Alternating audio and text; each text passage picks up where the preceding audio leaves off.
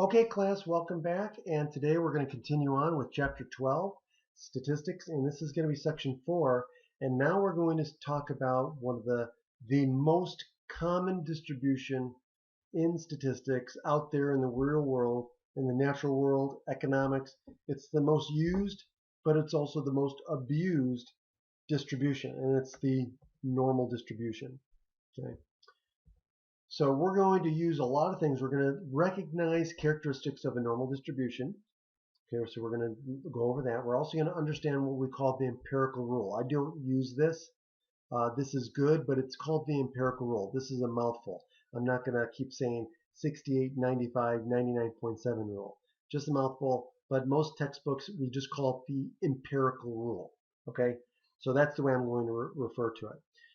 Find scores at a specified number of standard deviations from the mean. So again, we're going to find certain scores by using the standard deviation, finding how many standard deviations above or below the mean a certain value lies. 4, use the empirical rule. We're going to figure out how to use the empirical rule to do things. How to convert a data set, a data item, an observation to a z-score. What is a z-score? We'll get to that. Understand percentiles and quartiles, how to use and interpret margins of error, and then recognize distributions that are not normal. So what does it mean to be normal? This is also called a Gaussian distribution. Gaussian is named after the statistician, the mathematician who did a lot of work with normal curves, and we called it the Gaussian curve. In many other sciences, like for example chemistry, it is often called a Gaussian curve. Normal distributions it's a bell-shaped and symmetric distribution. So the vertical line goes right through the middle where the left half and the right half are virtually the same. Now, since it's a symmetric distribution, we know that the mean, median, and mode are equal, right? Because of the previous discussion, right? So remember what I said. The mean is very sensitive to skewed data. Well, if data is not skewed, it's symmetric. So symmetric is the opposite of skewed, right? If you have data that's not symmetric, then it's skewed. If it's not skewed, then it's symmetric. Okay. So if we're dealing with mean, median, mode, well, the mean is the most sensitive to outliers or skewed data. The median is less sensitive, but the mode is the least sensitive to skewed data. So if we have symmetric data, it makes sense that the mean, median, and mode are all going to be the same. Okay, now the shape of the normal distribution depends on the mean and the standard deviation. In fact, you have to know the mean and the standard deviation to completely describe a normal distribution. So if you look at these three graphs, they are all normal distributions with the same mean, but they have different standard deviations because, remember, what is standard deviation? It's a measurement of spread, a measurement of variation, or in other words, a measurement of dispersion. So the larger the value of the standard deviation, the more spread out the data is, the more variation there is in the data. So if we look at these three, we can see that this red curve has a higher standard deviation than this green one. And the green one has a lower standard deviation than the blue one. And the blue one has a higher standard deviation than the red one. So if we just look at the graphs, we can see which one has a higher or lower standard deviation because we can see how spread out or how narrow the distribution is. Okay. So now the empirical rule. The empirical rule is a very quick and easy rule to use, and it's very useful, but it only works for distributions that are bell-shaped and symmetric. And since normal distributions are bell-shaped and symmetric, we could use the empirical rule. And it gives us a very good approximation of the percentage of data that falls within a certain number of standard deviations from the mean. So for example, the empirical rule tells us that 68%, approximately 68% of the data falls within 1 standard deviation of the mean. If we go out to 2 standard deviations, that approximation jumps up to 95%. If we go out to 3 standard deviations, that approximation goes all the way up to 99.7%. Okay, so now to give you an idea how accurate this is, if we had a normal distribution, right, not just bell-shaped and symmetric, but we knew it was normal, this number would actually be 68.43, and this number would actually be 99.73. Okay, and so this is very accurate based on numerical approximations. Okay, so not bad at all. Okay, now, so if we know adult males in North America, so we want the height of adult males in North America are approximately normally distributed, and it has a mean of 70 inches and a standard deviation of 4 inches. We want to find the height of a North American adult male that is 2 standard deviations above the mean. Well, what does that mean then? Well, we want to go 2 standard deviations above the mean. Well, we know a standard deviation is 4 inches, so we want to go 2 of these above the mean. Well, what's the mean? 70. So we're going to count 2 of these standard deviations above 70 inches. Well, what's 2 of these? Well, that's 8. So we go 70 plus 8 equals 78. So 78 inches. So an adult North American male that's 78 inches is 2 standard deviations above the mean, which is very tall compared to the average, okay? Because the average is what? The average is 5'10", okay? So the average is 5'10", and this value is what? 6 foot 6.5 feet, okay? Which is pretty tall. Who's 6.5 feet? Well, Steven Seagal is 6'4". Who else is 6'4"? There's another actor who is 6'4", that's really tall, and I can't. Well, David Bowie, he was tall. I think he was even taller than 6'4". So there's not very many people that are 6 foot tall. Okay. Okay. So now we want to use the distribution of adult males in North America to find that. So 74 inches, right? So we want to find the percentage of North American adult males that are between 66 and 74. So if we map out the empirical rule, so here's the mean, right? 70. So 1 standard deviation above, so we add 4, 74. We add another 4 inches, we get 78. We add another 4, we get 82. And then we subtract 4, we get 66.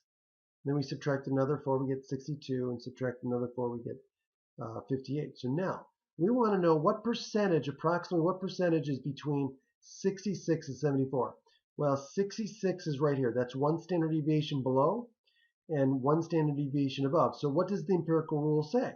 Well, the empirical rule says approximately 68% of all North American adult males have heights that are between these 2 values. Okay, that's how you can use the empirical rule. Okay.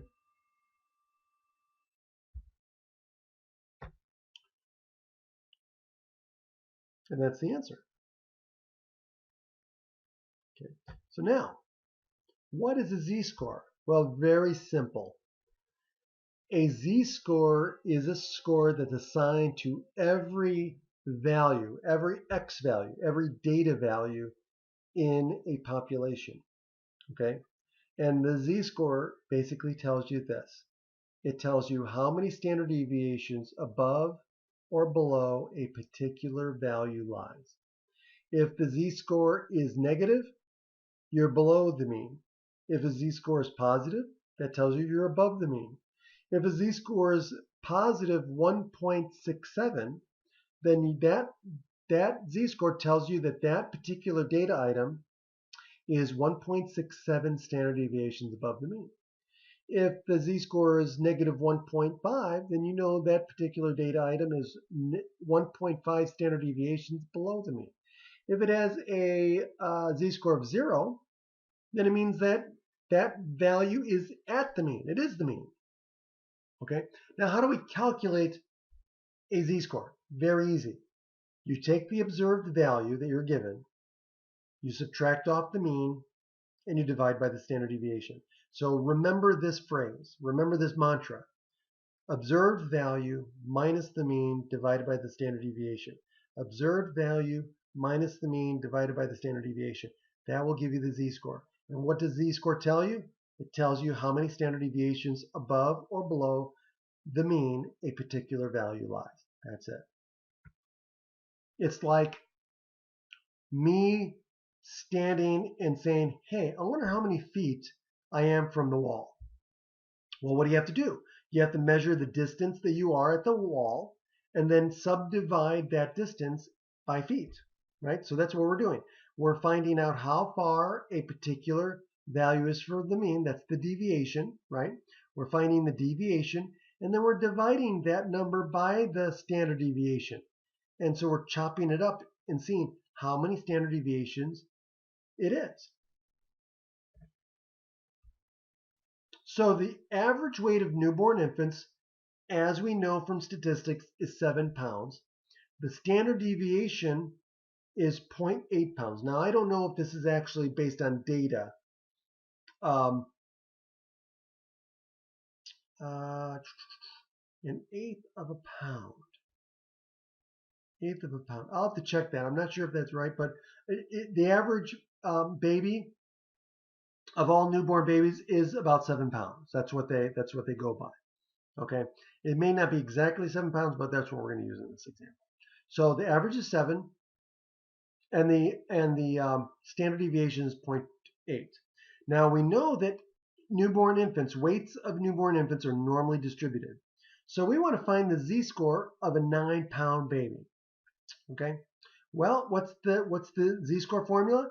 Remember, observed value minus the mean divided by the standard deviation.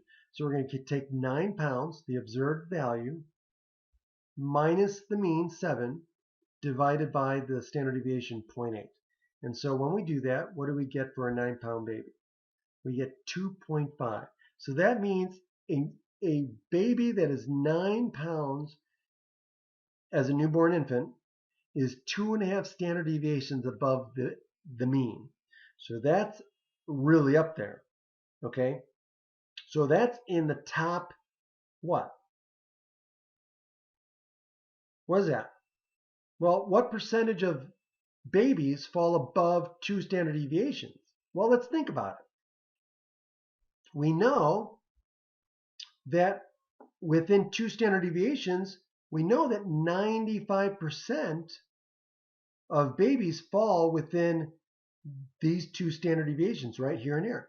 So if 95% falls within these two, what falls outside? 5%. And so since this is symmetric, right, this is a normal and symmetric, which means we're going to have half over here and half over here, which means that if a baby is 9 pounds, it's going to be in the top 2.5% of all weights. Okay, so just to give you an idea of how rare that is or unusual. Okay, so you don't get a lot of 9-pound babies. Okay, so we can also do the same thing with intelligence quotients, IQs. So let's look at IQs. IQs, and we're going to use the Stanford-Binet intelligence test. These are also normally distributed. Okay, now here's the thing. IQs have an average of 100 with a standard deviation of 16. Now we want to know, what is the IQ corresponding to a z-score that has a negative 1.5? So right away we know this is below average. So we're talking about an IQ that is 1.5 standard deviations below what? The mean, which is 100.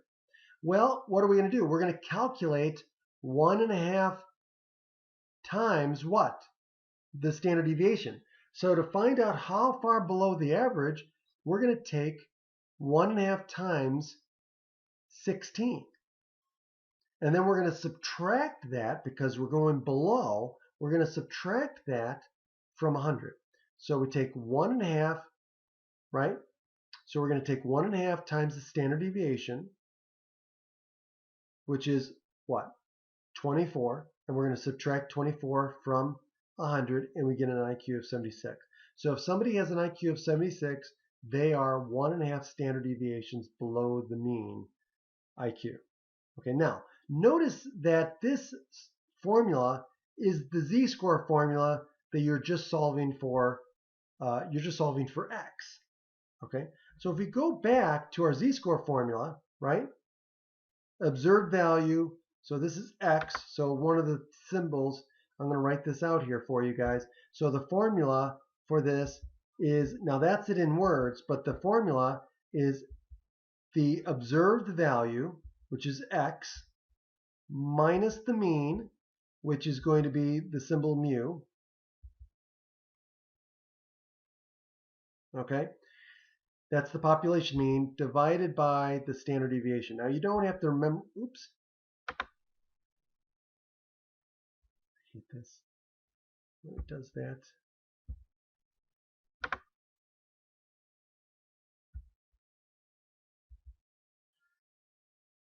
Okay. Okay, so that's the lowercase sigma here. So this is X minus mu divided by sigma. This is the value minus the population mean divided by the population standard deviation. These are what's given to you in the problem. If it says they have a mean of this and a standard deviation is that, that's what it's doing. But in words, if it's easier for you to remember in words, it's the observed value minus the mean divided by the standard deviation. Well, all you're doing is you're taking this formula and they're giving you the z-score, so you know the z-score. Okay, they're giving you the standard deviation in the problem, so you know this. And they're giving you the mean, so you know this. So the only thing you don't know is the observed value. So this is what you're looking for. So that's all they're doing down here. Okay, that's all they're doing right here. Okay, so just keep that in mind. Okay, now what's a percentile? A percentile tells you what percentage of the values are equal to or less than a particular value. So if n% of the items in a distribution are less than a particular value or less than or equal to a particular value, we say that that data item is in the nth percentile of the distribution. So if you score, let's say on the ACT math part, you scored within the 75th percentile. Let's say you get your results back and you get your score, and they always give you your national percentile. And they say, okay, let's say it says you're in the 75th percentile.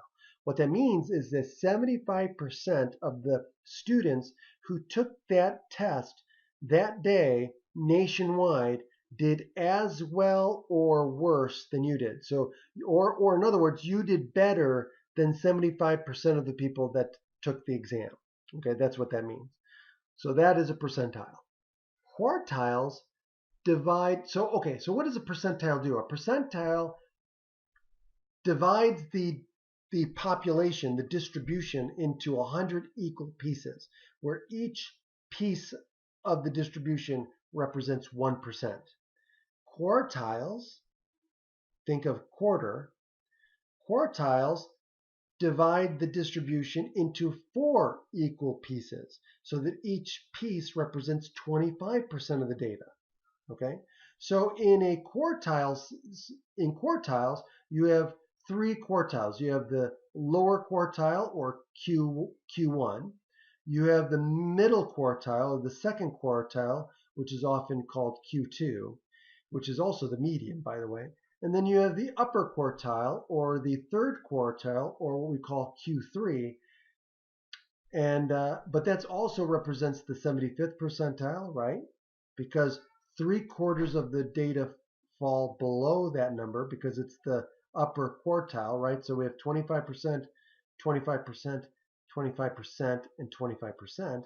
So that means this value, the third quartile, or Q3, is at a point where 75% of the data is below it. So it's also the 75th percentile. The median, we know, is right smack dab in the middle. So that is Q2, because 50% lie below, so it's called the 50th percentile. And then this is the lower quartile, or the 25th percentile. Okay, so there's a connection between quartiles and percentiles there. So using the z-score and a table, you can find the percentage of values that are less than any data value in the normal distribution. So a z-score, you can use what's called a z-score table or a percentile table. And a z-score table will tell you the percentile of values to the left or less than a particular z-score. So we're going to show you how to use that. Okay, so in a normal distribution, the mean, median, mode all have a corresponding z-score of 0, right? Because it's a symmetric distribution, so the mean, median, mode are all the same. Okay, so a z-score of 0 will be the 50th percentile. Okay, thus 50% of the data items are greater than the mean, and 50% are less than. Okay, now, what about poles and margins of error? Okay, statisticians use properties of the normal distribution to estimate the probability that a result obtaining from a single sample reflects what is truly happening. So if n of a sample size, okay, so if we use the sample size n, there is a 95% probability that that the true mean, the population mean, lies within 1 over the square root of n of a true population statistic. Okay, 1 over the square root of n. Now this only applies to 95% probability. If you want to talk about other probabilities, it's not going to be the same. Okay, so the margin of error is only for this specific case. Okay, where it's 1 over the square root of n. And I'm not going to derive where that comes from. We'll talk about that later in class. We're going to talk about margin of error, and we're going to talk about more specific actual results. So we're not going to use a lot of this in class because this pertains to one specific type of probability, a 95% probability of a, let's see here.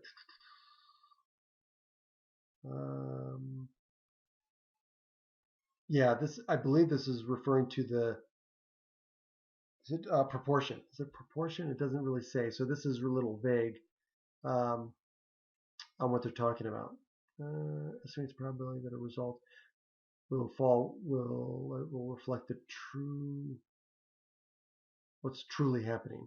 Okay, so we'll have to do an example. But so if you want to use this as a percentage, it's going to be because you can use margin of error usually as a percentage. It's going to be 1 over square root of n times 100%.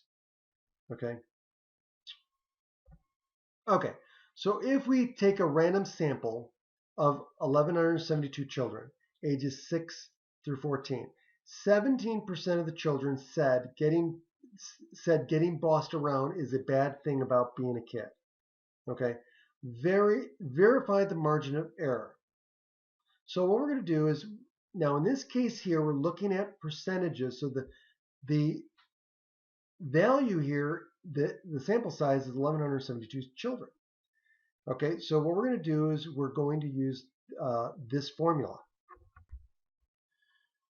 Okay, so if we wanted to find the margin of error here, we would do 1 over the square root of n times 100%. And if we do that, we get plus or minus 2.9%. What does that mean? It means that the true proportion of students who believe getting bossed around is a bad thing about being a kid is going to be at most 2.9% larger or smaller than the 17% that was given from the sample. So this gives us a margin of error that, hey, this number that they're throwing out at you could be as high as what? 19.9% or as small as what? 14.1%. Okay, does that make sense?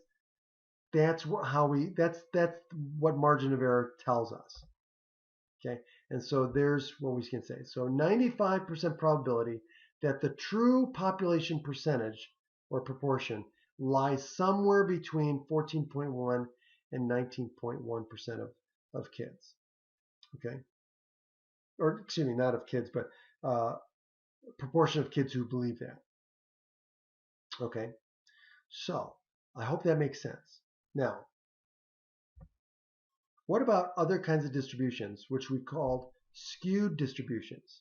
Okay, so now remember, I talked about this, right? Some distributions are not symmetric, right? So we have weekly earnings. Weekly earnings is not a symmetric distribution. You have a lot of people that make around this range, let's say, and then you have a little bit of people that make really, really, really large values. Okay, so in this case here, this pulls or skews the data to the right, or what we call positive skewed, or skewed right. Okay, notice that the mean, look at the mean. Now this is exaggerated, but look at the mean. The mean is pulled more to the right, then the median is pulled, and then the mode. So you can see that the mean is most affected by the skewness, followed by the median, followed by the mode. Okay, so this is an example of right skewed. Skewed just means not symmetric. So and obviously you can see that this is not symmetric. Okay, oops, hold on. Okay, now we ran out of slides, but what if it was the other way? What if you had the tail to the left and it was skewed left? Well, that would also be a type of skewness. And there are examples of where you have results that are skewed left versus skewed right.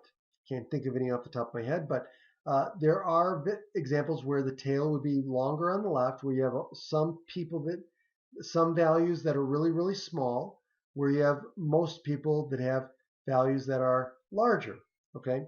And so that would give you a skewed left, okay? So those are really only two. So you have symmetric distributions, and then you have skewed distributions. When you talk about skewed, you could be skewed right, or in other words, positive, or you could be skewed left, or in other words, negative. Okay, and so that's the end of our section, at the end of this section. And so again, make sure you understand these. If you have any questions, please reach out to me. I'm always available, and especially in class, we've got a full class, 50 minutes. In fact, some of the stuff is going to go over more than one day, but we've got plenty of time in class to work on this, to practice this stuff, and to ask questions. And so that's the goal of class, to help you understand this stuff. So please don't neglect watching these videos. The videos are very important. Watch these videos before class. Come to class ready with your questions. And again, if you want to email me your questions, go for it. If you want to, if you don't like to ask questions in class, email me the questions and I'll bring those up in class and I'll answer those in class. So please don't be shy. Reach out to me in class or out of class, and we'll work on it together in class. We'll do it. We'll get through it, and we'll help each other, and I'll help you be successful. Again, have a great day, and I'll talk to you in class.